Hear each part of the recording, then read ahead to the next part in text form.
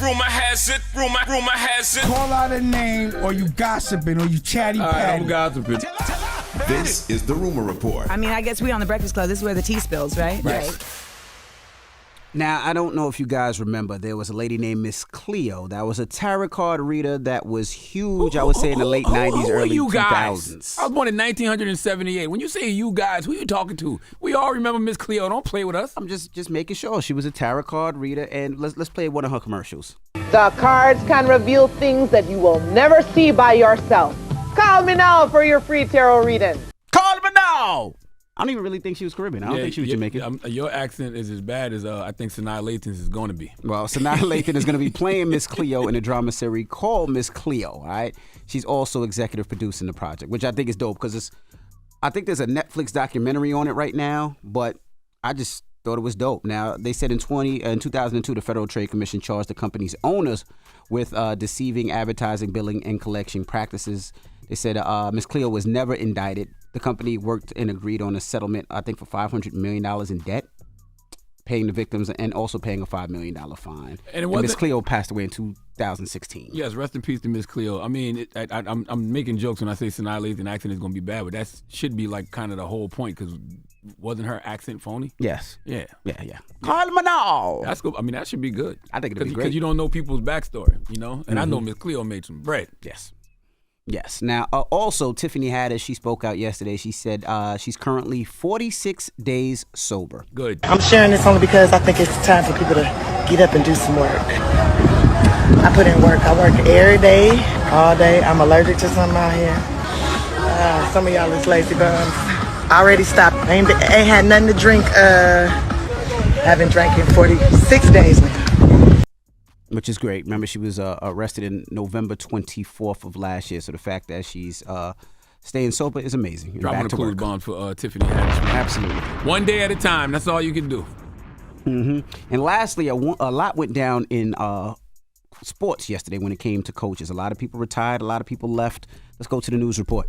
Breaking news into Sports Center. Busy news cycle for septuagenarian coaching greats. 72-year-old Nick Saban retired yesterday. 72-year-old Pete Carroll out in Seattle. And just now, the news that Bill Belichick, who turned 72 in April, is parting ways with the Patriots after 24 seasons in Foxborough. The 6 Super Bowl titles and all that. Let's bring in Adam Schefter, the man who broke the news. Adam, what more can you tell us about what went into this decision? Well, David, this was a situation that was going on all week long. Discussions between Bill Belichick and Robert Kraft about how to figure out what to do going forward, what was the best solution. Ultimately, in the end, the two sides came to a meeting that they would go their own ways, and that is expected to happen today.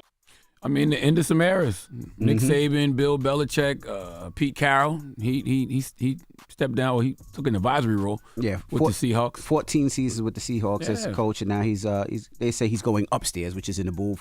Nick Saban, 17 seasons as head coach at University of Alabama, and of course, Belichick, 17 division titles, the most by a head coach in NFL history. 9 conference championships, 12 Super Bowl appearances, and 21 winning seasons as a head coach. Some of the best to ever do it, man. I think we're so used to seeing players retire that we don't even realize when coaches do. Because, you know, of course, coaches last way longer than the players, you know. But, you know, I think sometimes we just don't get it. You know, we don't see it too often. But things don't last forever. Like, what you think these folks are going to be coaching for the rest of their lives? Well, they're all 72. I mean, pretty much all 72. Bill Belichick had 1 year in his contract, so I don't know if he'll go to another team or if he'll just chill and relax. Hope not. I hope he kick his feet up and relax somewhere. I mean, it's not even the first time we saw this in our lifetime. We saw great coaches like Dean Smith, who, step down. We saw Coach K retire last year.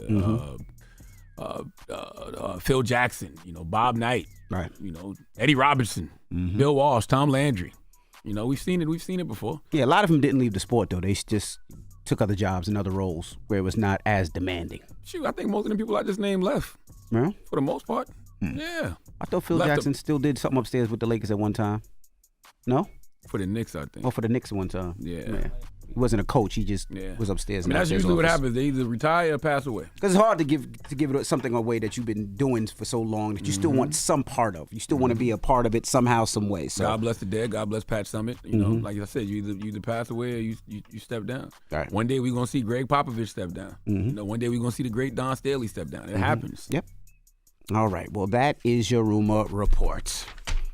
All right, now let's get to the People's Choice Mix. 800-585-1051. Another reason why we should appreciate people while they here too. By the way, you know what I'm saying? Because a lot of times we take for granted this greatness that we're experiencing because we're experiencing it in real time. Correct. But when these legends and these icons decide to step down, you're never gonna see it like this ever again. You're never going to see what Nick Saban.